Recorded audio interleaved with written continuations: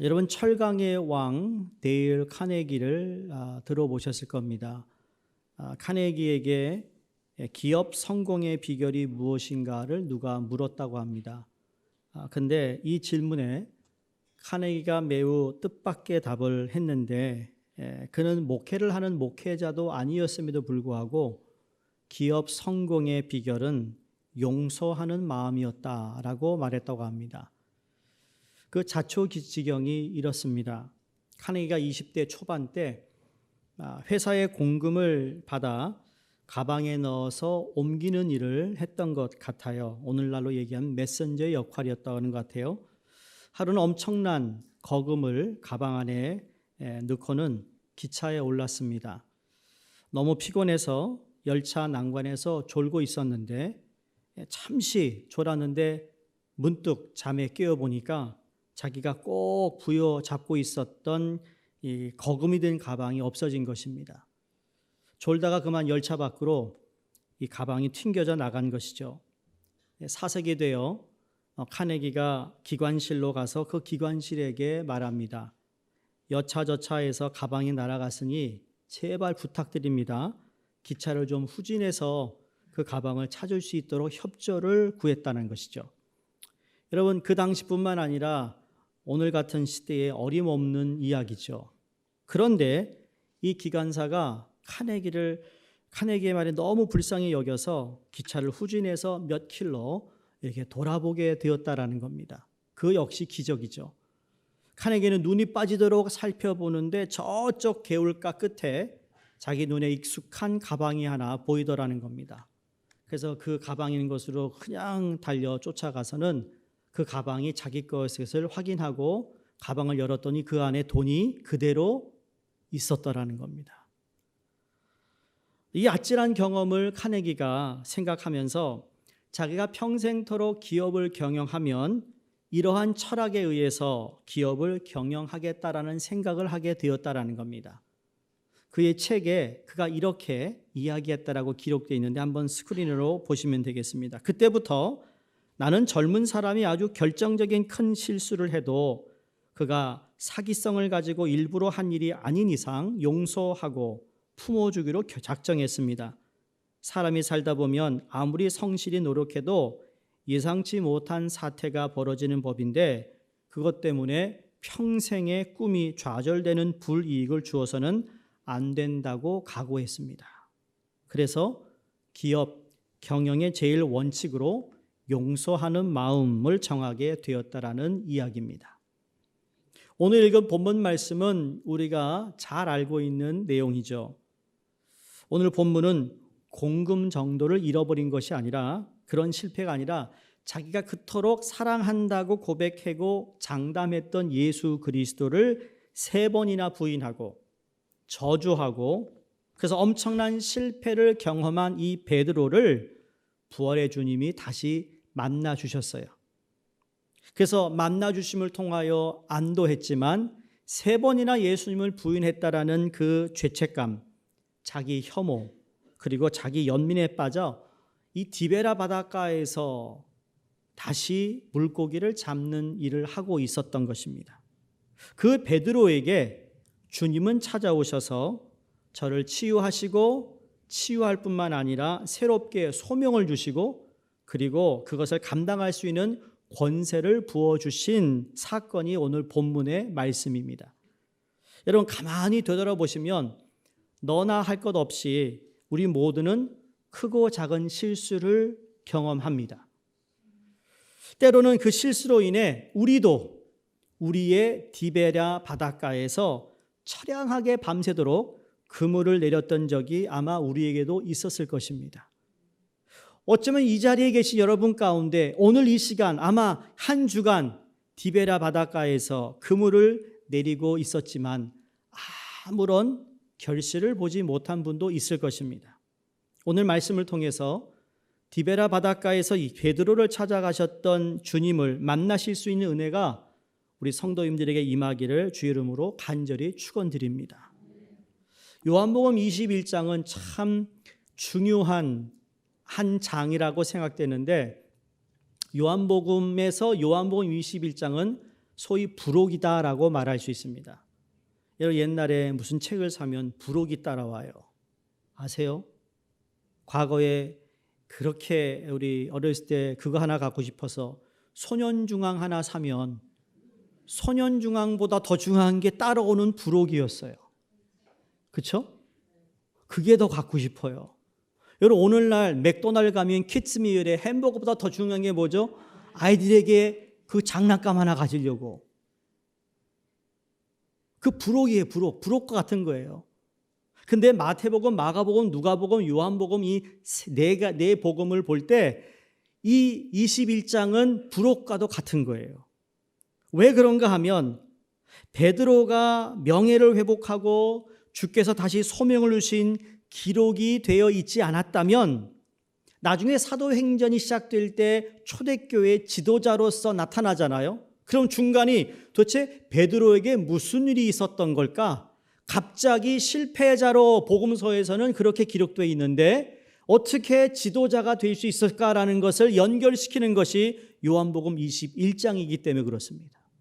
그래서 21장은 우리에게 너무나도 중요한 겁니다. 왜? 베드로를 복권시켜 주신 것. 실패자, 패배했던 베드로가 다시 위대한 교회 지도자로 서기까지 연결하는 고리로서 매우 중요한 역할을 하고 있기 때문입니다. 바로 이 부분을 우리가 염두해야 된다는 것이죠. 오늘은 세 가지, 주님이 베드로를 다시 부르시면서 세 가지 회복을 말씀하고 있습니다. 첫 번째 회복이 관계 회복입니다. 15절을 보시면 저희가 조반 먹은 후에 라고 기록하고 있는데 우리가 읽지 않았습니다만 12절에 보시면 예수께서 가라사대 와서 조반을 먹으라 라고 말씀하십니다. 여러분 3세 새끼 준비하면서 제일 어려운 것 중에 하나가 특히 주님이 사셨던 그 당시에는 뭘까요? 조반입니다. 조반. 오늘날처럼 어제 저녁에 먹은 거 내일 아침 먹는 법이 없습니다. 왜냐하면 지난날에도 전날에 먹을 것도 참으로 귀했던 그 당시인데 조반을 주님께서 준비하셨다라는 것. 여러분 여기에서 관계 회복이라는 것은 여기서부터 시작이 되는구나. 우리는 관계 회복 그러면 아주 대단한 것으로 생각합니다. 거창하게 생각하고 영적으로 신비로운 걸 얘기하는데 그렇지 않아요. 지금 주님께서 조반을 준비해서 제자들에게 먹이셨다라는 것은 예수님께서 디베라 바닷가에서도 역시 종으로서 제자들을 섬기셨다는 말입니다. 밤새도록 고기를 잡은 제자들이 얼마나 허기졌겠어요? 요즘 같지 않아요.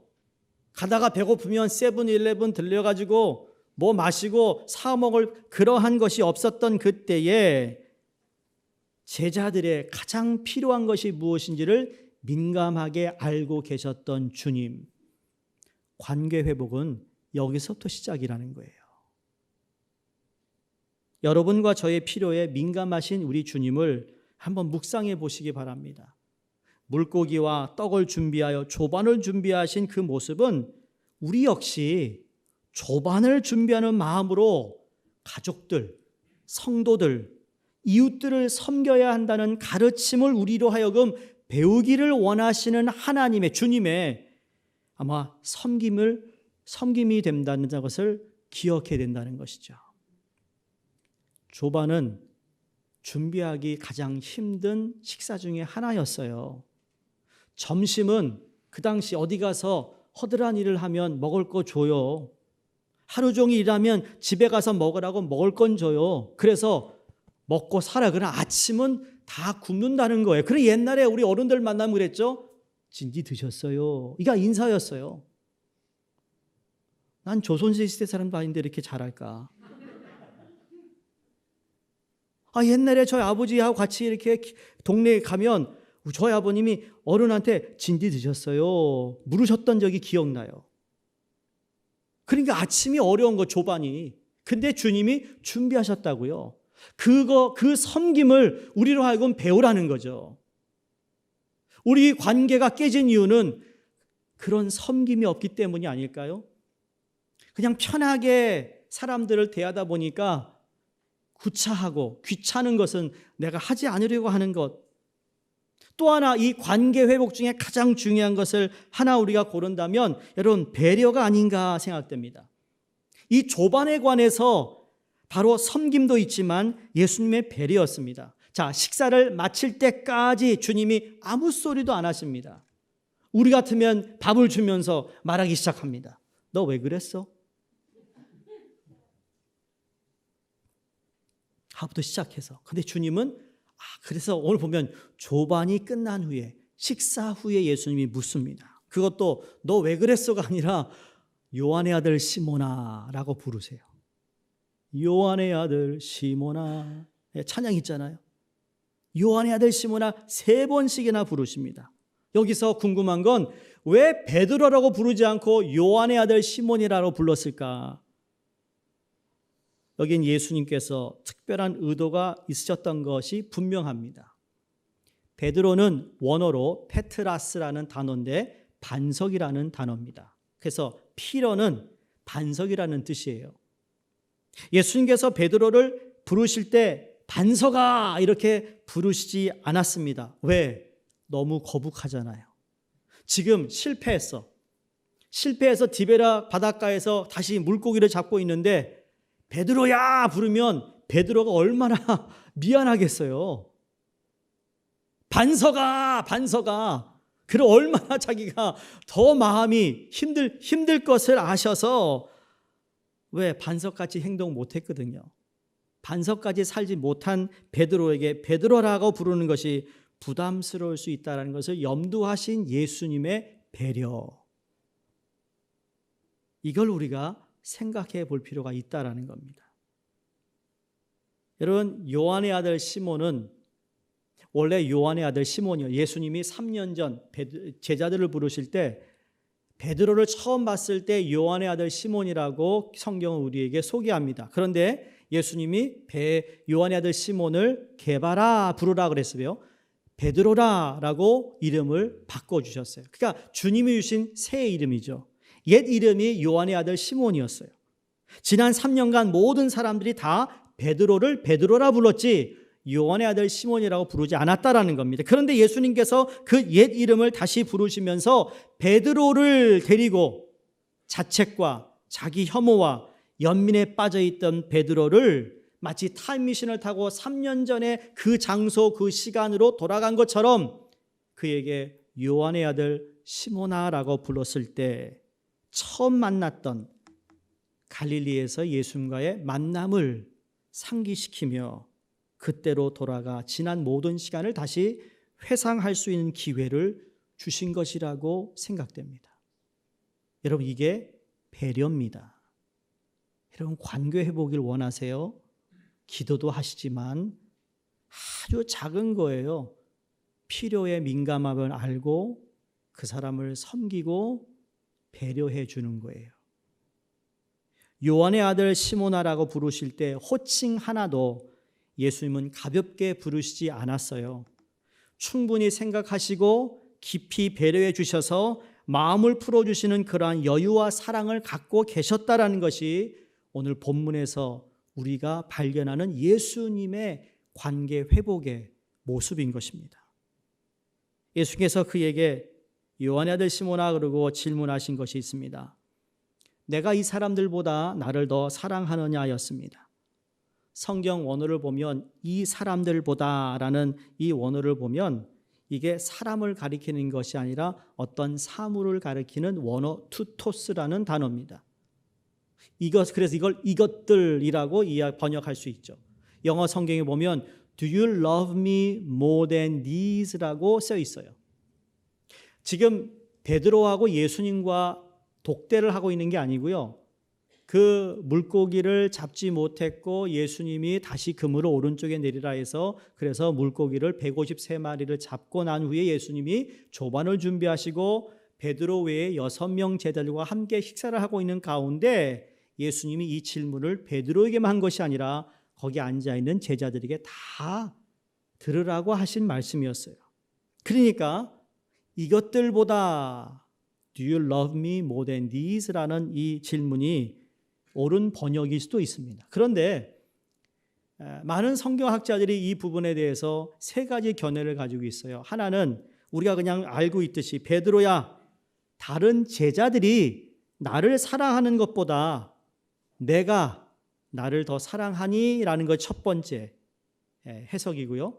두 번째 해석은 베드로야, 내가 나를 다른 제자들보다 사랑하니? 라는 거였어요.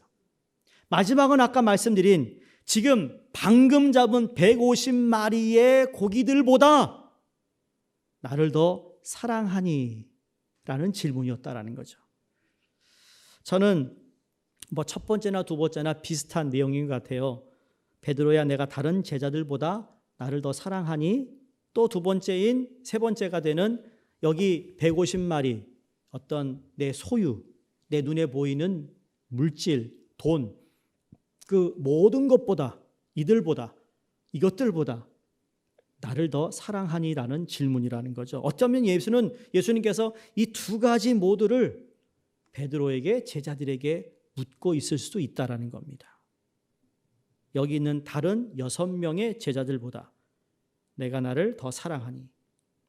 방금 잡은 저 물고기를 통해 네가 얼마나 편안하게 살 수 있겠어? 그러나 그 물질들보다, 물고기보다 나를 더 사랑하느냐? 여러분, 이건 매우 많은 것들을 생각하게 하고 고민하게 하는 질문이었다는 것을 알게 됩니다.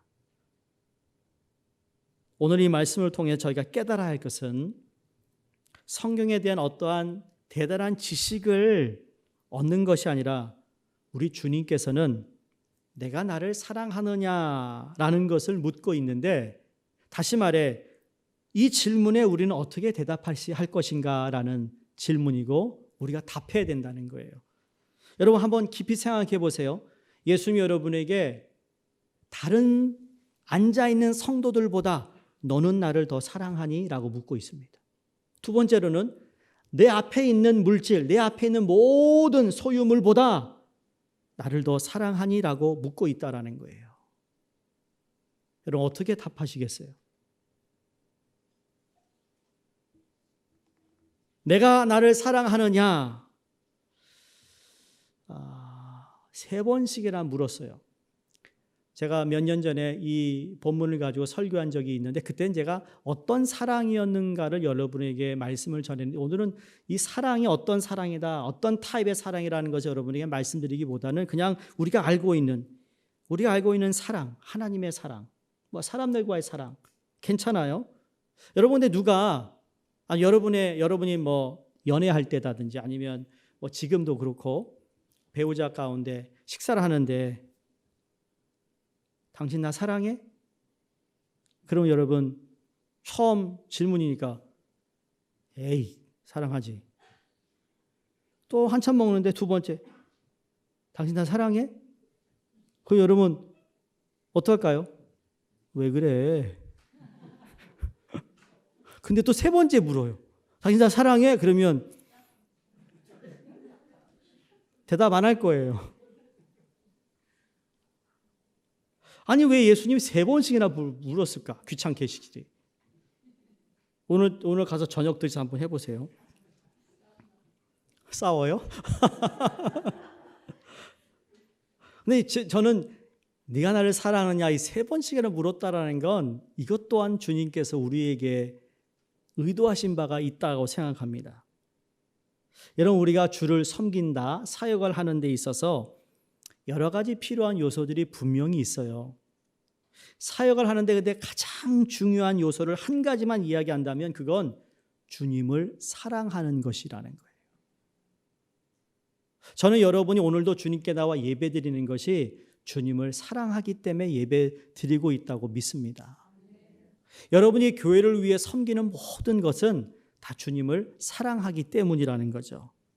여러분, 그 사랑하는 마음이 있으면 사역이 가능합니다. 감당할 수 있습니다. 우리에게 주신 은사, 우리에게 주신 소유, 우리에게 주신 재능과 지식과 지혜와 많은 것들을 하나님께 주셨는데, 그러나 주님을 사랑하는 마음, 이것보다 우선되는 것은 그 어느 것도 없다라는 것이에요. 주님 사랑하는 마음 없이 사역하는 건 아무런 의미가 없다라는 말씀입니다. 여러분이 자신을 보실 때 다른 기준으로 보실 것이 아니라 내가 정말 주님을 사랑하는가, 그 마음이 있다면 기쁜 마음으로 교회를 섬기시고 주님을 위해 헌신하게 되시기를 바랍니다. 그 마음만 있으면 되는 겁니다. 그 마음만 있으면 하나님이 영광 받으시고 덕이 되고 다른 성도들을 세우는 헌신자가 되리라 믿습니다. 두 번째 회복은 사랑 회복입니다.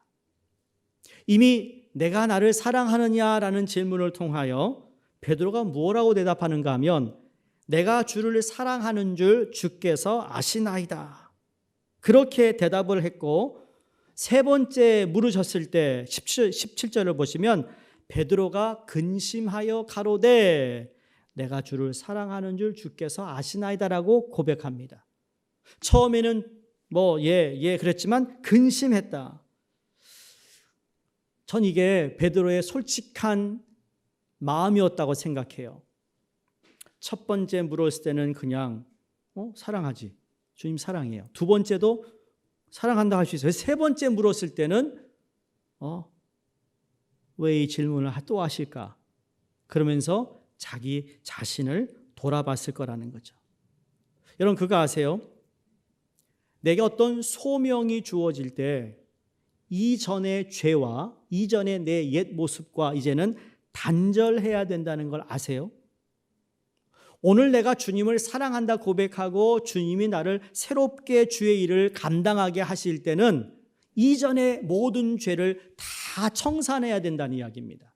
지금 근심한 건 마음이 불안해서 근심한 것이 아니라 내 앞에 있는 153마리를 내려놓을 것인가?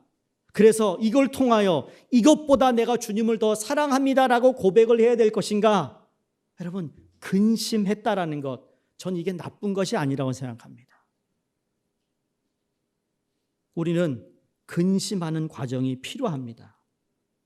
내가 지은 죄를 낱낱이 주님 앞에 통회하고 주님께 의뢰하고 맡기는 과정이 필수적인 것이라는 것을 깨닫게 됩니다. 이전에 베드로는 이렇게 말하던 사람이 아니었나요? 예전에 베드로는 허장성세를 부리면서 자기가 얼마나 주님을 사랑하는지 행동이 앞섰고 말이 앞섰던 사람이었어요. 근데 오늘 본문에 보니까 베드로는 이전의 베드로와의 전혀 다른 모습을 보여주고 있다는 거예요. 여러분 사람이 언제 변화받을까요? 여러분 언제 사람이 변화되는 것 같습니까? 혹독한 실패를 경험했을 때 사람은 변하더라는 겁니다. 다시 말해 그 혹독한 실패를 통해 자기의 한계를 경험할 때 변하더라는 거죠.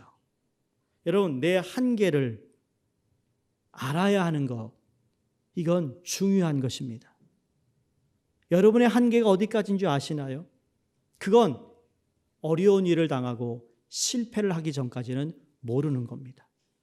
베드로처럼 장담하고 베드로처럼 난 그렇지 않을 거라고 얼마나 확고하게 확신이 있었습니까? 그러나 그것이 무너졌을 때 자기의 한계를 베드로는 경험한 것이죠. 그래서 저는 성경적인 인간은 어떤 모습일까?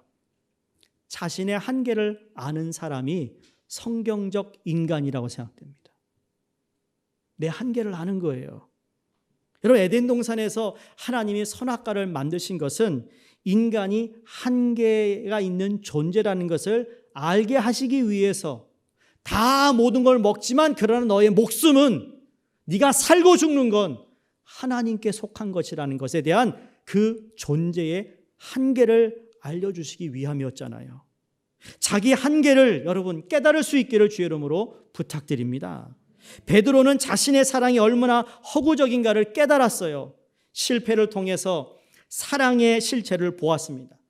자신의 사랑은 정말 자신이 있었는데 실패를 통해서 보니까 그가 얼마나 자기중심적인 사랑을 하였는가가 그는 깨달았던 것이죠. 내 의지와 내 힘만으로는 주님을 사랑할 수 없다라는 걸 깨달았어요. 주님을 따라갈 수도 없다는 것을 베드로가 배웠다라는 사실입니다. 이것을 배우는 것이 성숙함의 과정입니다.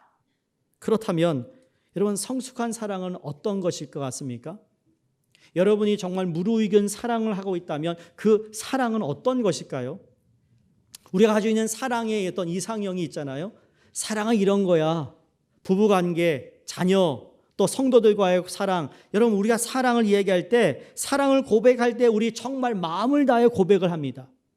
절대로 허세를 부리며 거짓으로 사랑 고백하는 사람은 없습니다. 정말 내가 좋아하는 사람에게 좋아하는 것을 먹으면, 또 자녀에게, 또 그 누군가에게 정말 마음을 다해 사랑을 고백하죠. 그런데 몇 달이 지났어요. 1, 2년이 지났어요. 내가 고백했던 그 모든 사랑의 고백들이 여러분 부끄러울 만큼 사랑하지 못하는 나 자신을 발견하지 않습니까?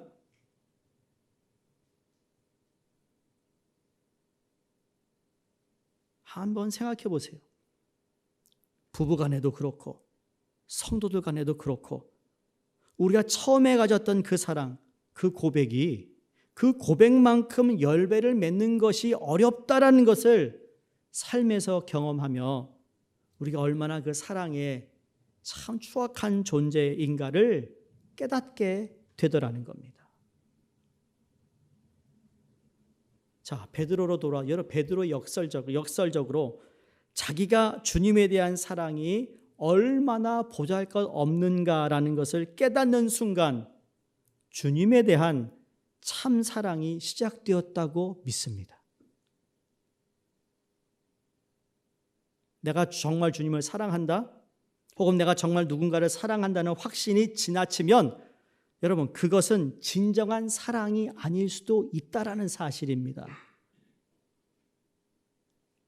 여러분이 처음 만나서 연애하면서 사랑 고백했어요. 그래서 결혼했어요. 여러분, 그 사랑이 지금도 똑같이 고백되고 있습니까? 그거에 대한 열매가 있습니까? 또 오늘 또 집에 가서 싸우지 마시고, 내가 누구를 사랑한다면 내가 사랑하면서 내가 충분히 사랑하고 있다라고 생각하는 것은 사랑의 속성이 맞지 않다라는 이야기를 하고 있는 거예요. 베드로는 주님을 사랑한다고 장담했고 그렇게 떠들썩거렸던 베드로가 3번 부인하고 저주했어요. 도망가 버렸어요. 주님이 그 사랑을 다시 묻고 계시는데 그제서야 3번째 질문에 근심하고 생각하는 가운데 주님을 사랑하는 것이 이런 거구나라는 것을 깨달았다라는 건데, 그거 아세요? 내가 누군가를 진실된 마음으로 사랑한다면 내 사랑은 언제나 부족하다는 것을 느낄 수밖에 없다라는 겁니다.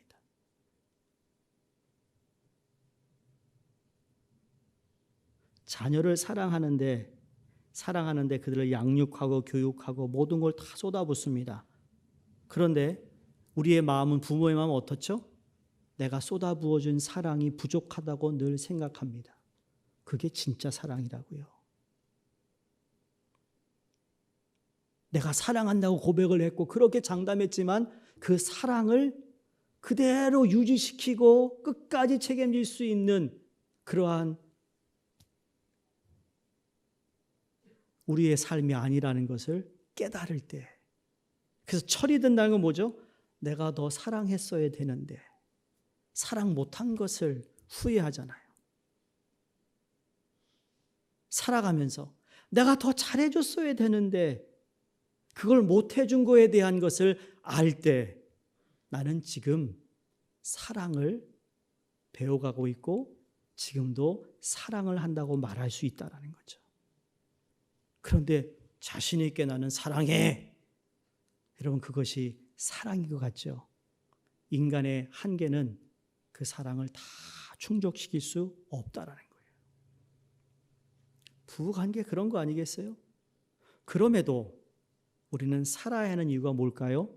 지금부터라도 내가 더 사랑하지 못함을 느끼며 내 사랑이 부족함을 깨달아 더 사랑하려고 하는 여러분이 되어야 된다는 사실입니다. 세상에서 가장 어려운 것이 그래서 사랑하는 일이에요. 여러분과 우리가 얼마나 부족한 존재인가, 그리고 사랑이 얼마나 어려운 것인가 하는 것을 깨달아 성령님의 임재를 간구하고 또 주 안에서 사랑하시는 열매를 많이 맺으시기를 주 이름으로 축원드립니다. 마지막 세 번째는 소명의 회복입니다. 오늘 본문에서 보면 이 사랑을 통하여 회복하시고 난 후에 주님이 그에게 부탁하신 말씀이 내 양을 먹이라 였습니다. 그 말은 사역을 위한 주님의 부르심이었어요. 근데 사역을 하는데 주님께서 자세가 무엇인가를 우리에게 알려주고 있는 모습이 오늘 본문에서 발견됩니다. 우선 주님은 모든 것을 아신다라는 것을 우리는 믿고 있습니다. 모든 것을 뭐 한다고요? 아세요. 다 아세요. 가정에서 가족들을 섬기는 일들로 시작해서 교회에서 사역하시는 일들도 그렇고 사람이 나를 못 알아줄 때도 그렇고 여러분 사람들이 내가 주를 섬기고 사역하는 나를 잘 안 알아준다 할 때 주님은 아시지요 라는 자세가 필요하다는 거예요. 한번 해볼까요? 주님은 아시지요. 주님은 아시지요. 주님만 아시면 저는 괜찮습니다. 이 마음을 가질 수 있기를 축원드립니다. 왜? 사람이기 때문에 섭섭한 마음이 자꾸 들어요. 그게 인간의 한계예요. 여기 있는 분들 다 물어보세요. 나 잘 안 불러주면 섭섭해해요. 그게 우리 인간의 뭐라고요? 한계. 좀 인정하자고요. 아, 내가 섭섭해하는구나. 그럴 때 주님은 아시지요 하는 거예요. 우리가 그 마음을 지켜야 돼요. 섭섭함, 마음 없고 비교하는 마음 없고 그러기 위해서는 주님은 아시지요. 그러면 감사할 수밖에 없습니다. 베드로가 오늘 그 말한 겁니다. 주님 아시지요. 근심하고 생각하다가 마지막 주님 아시지요. 이게 얼마나 대단한 고백인지 몰라요. 내 사랑한다니까요. 이러지 않았어요. 옛날 같았으면 그렇게 대답했겠죠. 날 무시합니까 예수님? 그건 이미 아직 아이고 더 좀 팽팽 돌려야겠구나. 예수님 그럴 겁니다. 너 다시 디베레 바닷가 가 하셨을 거. 근데 그 자리에서 합격이 된 거죠. 주님은 아시지요. 우리 다음 주에 새로 임직되는 분들 있잖아요. 여러분은 어떤 사람보다 더 많이 섬김하셔야 되고 헌신할 분들이에요. 근데 그걸 못 알아준다고 섭섭하면 안 돼요. 주님은 아시지요. 해야 돼요. 그게 사역하는 자의 자세라는 거예요. 예전 같았으면 내가 주님을 사랑합니다 라고 엄청나게 나섰을 사람이 주께서 내가 주를 사랑하신 줄 아십니다 라고 고백합니다. 바로 그때 주님 베드로에게 내 양을 먹이라, 내 양을 치라, 내 양을 먹이라라고 말씀합니다. 여기에도 3번씩이나 말씀합니다. 내 양을 먹이라, 내 양을 치라, 내 양을 먹이라 3번 이렇게 반복하시면서 이 양이 도대체 누굴까? 학자들의 이야기를 보면 첫 번째 양은 어린 양을 의미하고 두 번째 양은 청년 양을 의미하고 세 번째 양은 나이든 양을 의미한다. 그래서 모든 양육해야 된다는 것을 의미하고 있다라고 해석을 합니다. 저도 거기에 공감을 합니다.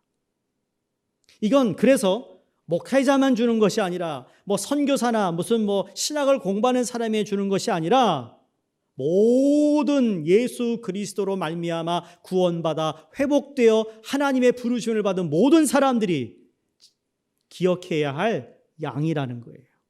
우리 모두는 우리 곁에 있는 모든 성도들을 잘 양육하고 그들을 위해 내가 섬기고 사역해야 된다는 사실입니다. 그런데 예수님을 사랑한다는 것은 단순히 감정적인 것이 아니라는 거예요. 다시 말해 예수님을 사랑한다는 것은 그 사랑이 어떻게 증명되어야 하느냐라는 것을 주님이 베드로에게 묻고 있었던 것입니다. 네가 나를 사랑한다고 고백했지 주님 아시지요? 했다면 그러면 그것이 어떻게 증명되느냐, 어떻게 증명할 수 있느냐 하는 것은 예수님의 양을 먹이고 치는 것으로 입증이 된다는 사실이에요. 여러분, 바로 그런 거예요. 섭섭함은 왜 없어요? 근데 주님은 아시기에 오늘도 내게 주어진 일들을 감당합니다. 그럼에도 불구하고 주님을 사랑하기 때문에 내가 오늘 그 자리에 가는 거예요. 그 성도를 위해. 예수님을 사랑한다는 것은 곧 예수님의 백성을 책임진다는 의미를 가지고 있는 것입니다. 여러분, 교회를 이야기할 때 제일 먼저 우선순위를 우리가 가져야 할 생각이 뭔지 아세요? 이 교회는 하나님의 교회라는 걸 알아야 돼요. 그게 제일 첫 번째예요. 두 번째는 뭘까요? 우리 교회라는 걸 알아야 돼요. 그다음에 세 번째가 내 교회가 되는 거예요. 근데 우리 많은 경우 내 교회를 앞세워요. 여러분, 내 교회가 앞서지면 안 돼요. 왜? 하나님의 교회를 모르고 내 교회를 정의 내리고 있기 때문에. 그리고 내 교회이기 전에 우리 교회가 되어야 되는 거예요, 여러분. 우리 교회라는 건 내가 책임지겠다는 의미예요. 내가 속한 공동체를 책임진다는 의미거든요. 오늘날 문제가 뭘까? 내 교회 하다가 너무 자기중심적인 교회가 오늘날 여기저기 보입니다. 그러다 보니까 어떻게 되죠? 내 중심이 돼요. 나 혼자 책임을 지고 있어요. 다른 사람들은 우리라는 것을 이해하지 못하니까. 그래서 교회가 어려움을 당하는 거 아니겠어요? 수종교회 성도님들, 이 수종교회는 하나님의 교회가 우선이고, 두 번째 우리 교회가 되어야 되고, 그 다음에 세 번째 내 교회가 되어야 됩니다. 그래야 실수하지 않아요. 교회를 다녀도 이 교회론이 제대로 세워지지 않은 성도들이 교회를 어렵게 하거나 교회가 세상으로부터 손가락질 받는 이유가 바로 거기에 있습니다. 그러므로 예수님을 사랑한다는 증명은 어디 있는가?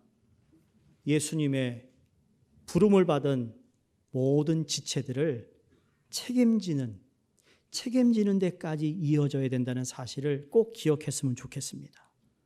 예수님은 교회의 신랑이라고 했잖아요. 우리가 신랑이신 예수님을 믿고 존중하는데 신부인 교회를 하찮게 여기고 교회를 사랑하지 않는다면 그것은 예수님을 사랑한다는 것과 모순이 된다는 사실이 알아야 됩니다. 모순이에요. 주님을 사랑한다 하면서 교회를 사랑하지 못하는 것. 우리가 교회에 대해 이런저런 비판할 수 있습니다. 그 비판도 애정어린 비판이 되어야 한다는 겁니다. 목회자인 저도 그렇고 성도님들도 오늘날 교회를 보면서 참 안타까워하는 부분이 참 많이 있을 수 있습니다. 특히 이민교회 얼마나 허약합니까? 교회들마다 영양실조예요. 비실비실거립니다. 또 보기 중한 모습도 있습니다. 세상조차에서도 보기 드문 일들이 교회 내에서 일어날 수 있는데 그럼에도 불구하고 주님은 교회를 사랑하신다는 사실이에요. 영어로 in spite of. 그럼에도 불구하고 주님은 교회를 사랑하세요. 비실비실하고 영양실조이 걸린 것 같고 보기 중한 모습이 있어도 주님은 여전히 교회를 사랑하세요. 우리가 애정을 가지고 교회를 바라보고 그렇기 때문에 내가 더 바로 서야겠구나, 내가 먼저 변해야겠구나, 우리 교회가 새로워져야겠구나, 우리 교회라도 하나님의 뜻에 합한 교회가 되기 위해 치열하게 몸부림치는 거예요. 이런 발전적인 것으로 우리가 비판하는 것을 새롭게 하지 않으면 이것 역시 허구가 될 수 있습니다. 교회를 사랑하는 여러분이 되시기를 주의 이름으로 축원드립니다.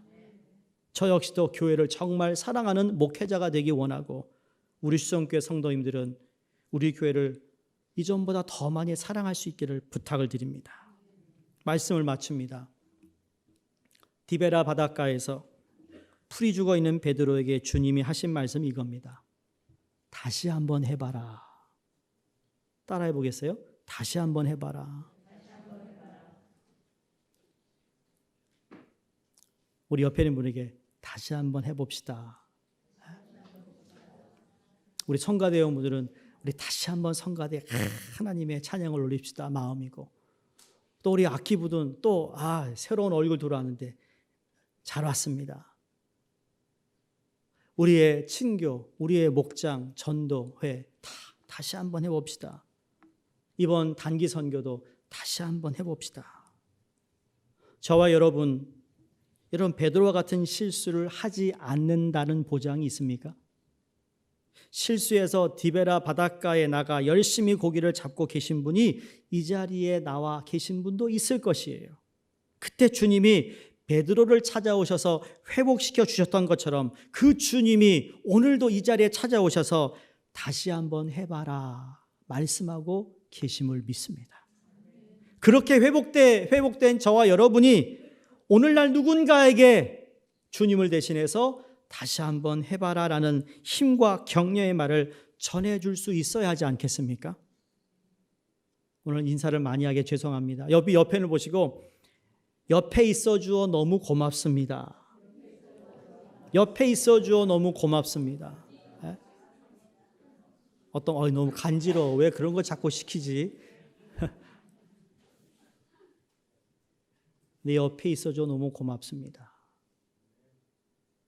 성도가 성도를 바라볼 때 디베라 바닷가에서 처량하게 낚시를 하고 있던 베드로를 위시하여 황야의 7인이 아니라 디베라의 7인을 기억하시고 우리가 서로가 서로를 누군가가 풀이주고 낙심해 있으면 디베라의 바닷가에 가 있구나. 그리고 뭐 할까요? 조반을 함께 먹는 겁니다. 밥 먹읍시다. 그래도 안 나오면 또 전화해요. 그러면 집 앞에 왔어요 하는 거예요. 그렇게 밥 한번 먹자고 하실 수 있는 저와 여러분이 되어 관계 회복되고 사랑 회복되고 소명을 회복하는 우리 수정교회 성도님 되시기를 주의 이름으로 축원드립니다. 기도하겠습니다.